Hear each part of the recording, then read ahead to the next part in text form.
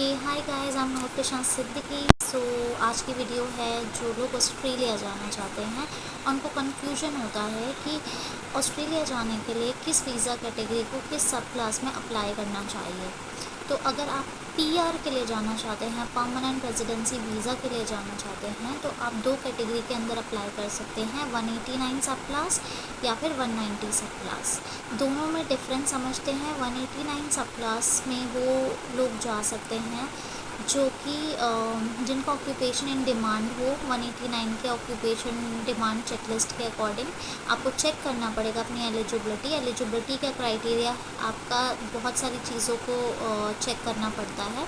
तो eligibility criteria में आपका सबसे पहले आता है पॉइंट सिस्टम, देन आपका आता है ऑक्यूपेशन डिमांड में है या नहीं। तो पॉइंट सिस्टम के लिए आपका मिनिमम 65 पॉइंट्स होना चाहिए। दोनों के पॉइंट सिस्टम ऑलमोस्ट सेम है। एंड अगर मैं बात करूँ ऑक्यूपेशन लिस्ट, तो ऑक्यूपेशन लिस्ट दोनों की ही अलग होती है, जो कि आपको एनस्को एक वेबसाइट होती है उस पर चेक करते रहना पड़ता है, जो कि चेंज होता रहता है, राइट। सो देन बात करते हैं आपका इनके डिफरेंस के बारे में।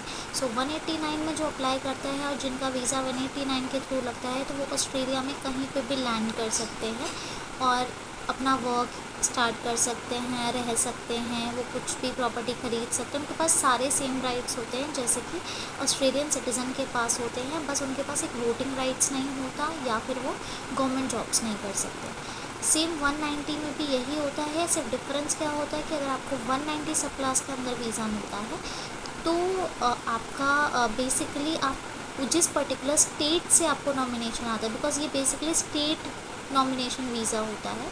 तो इसमें क्या होता है, आपको किसी भी एक स्टेट से वीज़ा आता है। तो अगर वो स्टेट ने आपको बुलाया है, स्टेट ने आपको नॉमिनेट किया है, तो ऑब्वियसली आपको उसी स्टेट में लैंड करना पड़ेगा, वहीं रहना पड़ेगा, वहीं काम करना पड़ेगा। सो ये थोड़ा सा डिफरेंस आ जाता है, ठीक है। अब बात करते हैं 491 सब क्लास की।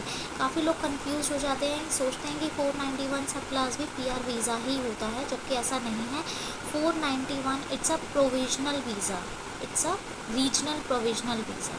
So basically just like in India बहुत सारे सिटी में कुछ पोर्शंस ऐसे हैं जो डेवलप नहीं हुए हैं, राइट। उसी तरह ऑस्ट्रेलिया में भी कुछ पोर्शन ऐसे होते हैं, या फिर हर एक कंट्री में ऐसे कुछ पोर्शन हैं जो डेवलप नहीं होते हैं, राइट। तो उन एरियाज़ को डेवलप करने के लिए ये कुछ वीज़ा कैटेगरीज़ निकाली होती है, जिसमें क्या होता है कि कुछ पर्टिकुलर एरियाज़ में अगर आप जाने के लिए इंटरेस्टेड होते हो, वहाँ रहने के लिए इंटरेस्टेड होते हो, काम करने के लिए इंटरेस्टेड होते हो, तो आपको वो पर्टिकुलर स्टेट नॉमिनेट करता है।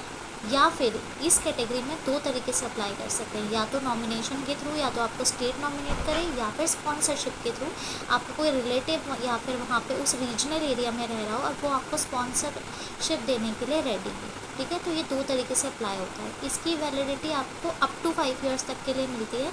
इमिग्रेशन ऑफिसर के ऊपर होता है कि वो आपको 3 ईयर्स की वैलिडिटी दे रहा है, 4 ईयर्स की दे रहा है, या 5 ईयर्स की दे रहा है, ठीक है। इसके बाद अगर आपको पीआर अप्लाई करना पड़ता है, तो आपको उसके बाद वहाँ की एक दूसरा सब क्लास होता है जिसके अंदर आपको अप्लाई करना पड़ता है, जो कि होता है 191 सब क्लास, ठीक है।